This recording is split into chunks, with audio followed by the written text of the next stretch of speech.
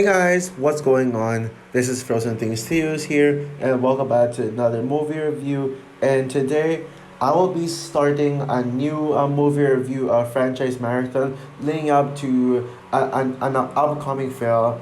And that highly anticipated upcoming film is Scream 6. I did one for the Rocky franchise, and I really enjoyed doing that. So now let's talk about another franchise that I think this might be a better franchise to talk about because I really love this franchise so much, and I'm super duper hyped for Scream 6. It's one of my most anticipated movies of the entire year in general. So now let's talk about the first Scream movie titled, well, Scream. So Scream came out in the year 1996 and is directed by Wes Craven, rest in peace to him, and stars Campbell, Courtney Cox, David Arquette, Skeet Ulrich, Matthew Lillard, Rose McGowan, Drew Barrymore, and yeah, and basically the plot tells the story of this serial killer named Ghostface who basically randomly gives out these crazy calls asking people what their favorite horror movie is, and yeah, so Ghostface is basically a masked serial killer with an identity and a motivation. And in the beginning of the film, he kills this teenager named Casey, and this kill has left the entire town of Woodsboro. Like the citizens of Woodsboro get very worried about this serial killer, and when the cops try to investigate, and then we got this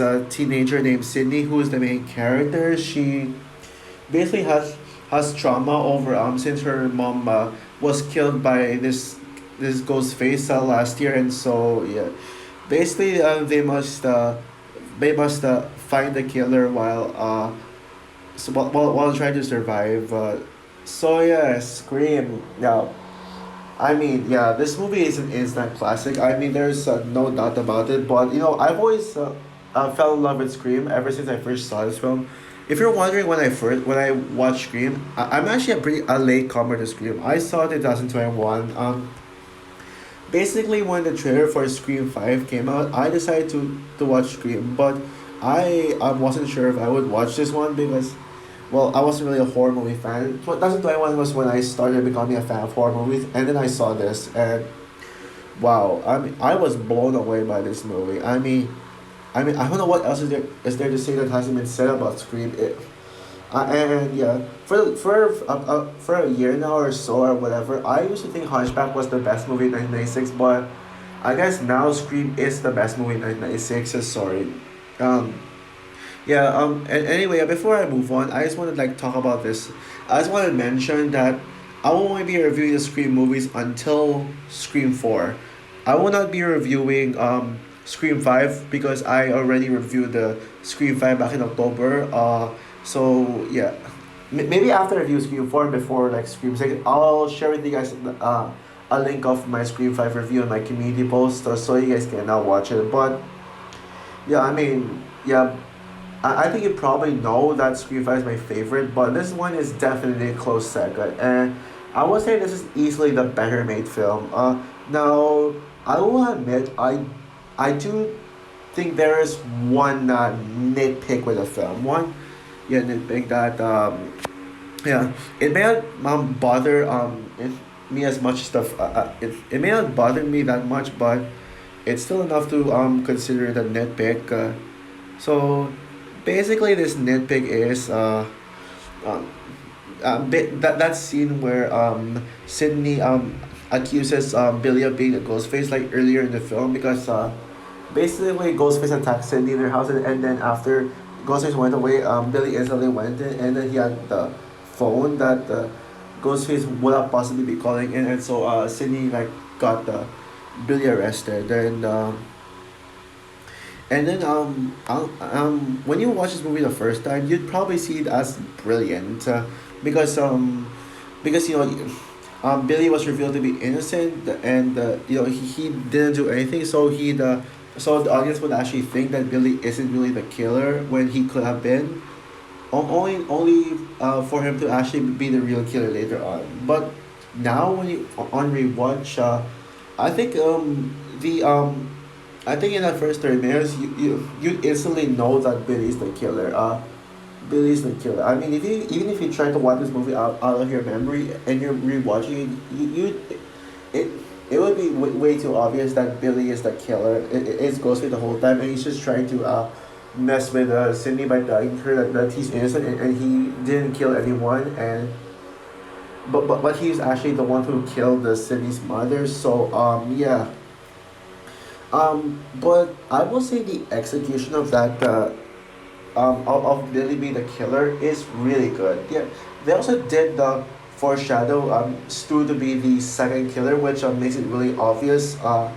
But I think they're well executed. I think that they're great villains. They're really great villains. Um, and yeah, the third act was awesome as well. Was awesome. So I think I can easily forgive that nitpick, and I wouldn't really call it a flop. But otherwise, I think I love everything else about Scream. What I love about Scream the most is its meta commentary on the horror genre. I mean, it pokes fun with the horror genre. Like trying to mix comedy with it, but all the while being a proper movie. Not it. It is essentially a spoof movie. It's a spoof, but it doesn't really try to be way too much of a parody. It still knows it's a film, but it's very self-aware that it is. I mean, it's really intentional. They really wanted to make fun of the horror genre. They wanted to um, yeah I don't know how to say this, but there's like some fourth wall breaking as well. Like basically, when people explain the rules of the horror movie and have it applied in Scream, and also you got some horror movie fans really like wanting to make the movie to make their own like movie well without even shooting anything like oh let's make horror movies real, let's actually like that's basically like a part of like what the Ghostface like, identity wants to do, but of course they do have a motivation, and I love Billy's motivation of the- Billy's motivation and that about why he did this and like why he killed the city's mother. I think it is well executed. It is brilliantly told. And yeah, Stu is my favorite of the two villains. Yeah, sure, he doesn't have a motivation, but I love Matthew Lillion's acting.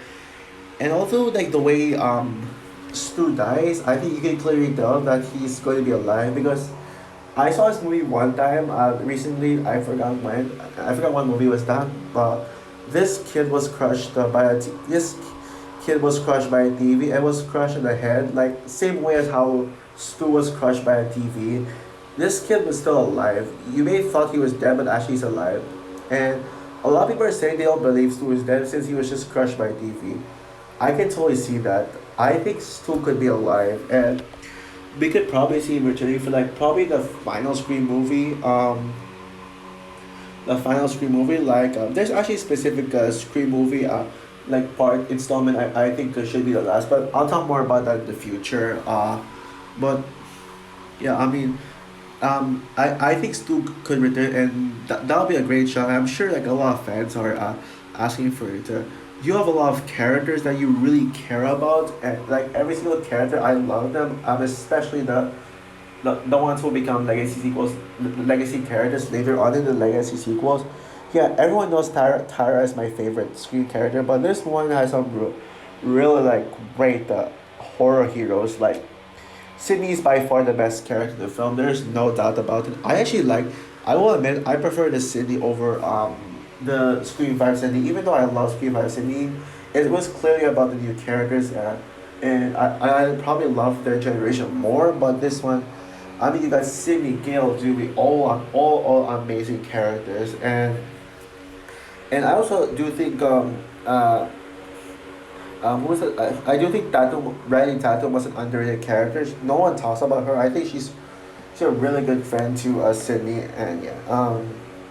And then Casey. I love Casey. I think she might be Drew Barrymore's best performance, despite only having like 10 minutes of screen time, only appearing like the first 10 minutes. I think this is her best performance, and probably gave the best performance in the cast.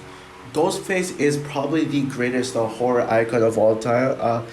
I mean, yeah, you got so many great horror icons like Michael Myers, Hannibal Lecter, and Jason and all that stuff, all those horror icons, but Ghostface to me stands out the most among them because he does have an identity and someone behind the mask, and man is he scary. I also love the design of the mask, and yeah, and also the horror stuff is perfection. The kills were perfection, and yeah, it was very unpredictable. Despite some predictability, it does execute it well. So overall, Scream is still a masterpiece. While I don't think it's better than the first time. I think it got a little bit weaker. It still is a flawless masterpiece, and it is well. I was thinking about it. I'm not sure if I would like exactly put this above Hunchback as the best. Right now, when it comes to passion, this is my favorite. But I think Hunchback is probably the best movie of 1996. It's a little more flawless. But yeah, love Scream and yeah. Actually, yeah, it is indeed the best movie in 1996, even over Hunchback. But yeah, I can't wait to talk about the sequels and yeah. So, Scream 6. Obviously, I give Scream a 10 out of 10. I mean, why did I say Scream 6? This is only Scream 1. So, also for my review of Scream, what is your opinion on Scream? Do you think this is the best Scream movie, or do you have a different favorite Scream movie? And what's your favorite scary movie? My favorite scary movie is Multiverse of Madness and Last Night in Soho. But horror franchise easily Scream. I think Scream 6 has a chance of being my favorite horror movie if they live up to the hype. So yeah, bye guys. And yeah, stay tuned for my review of Scream 2. And also impressions video. I'm not sure when it'll come. Well, I'll think about it. So yeah, bye guys.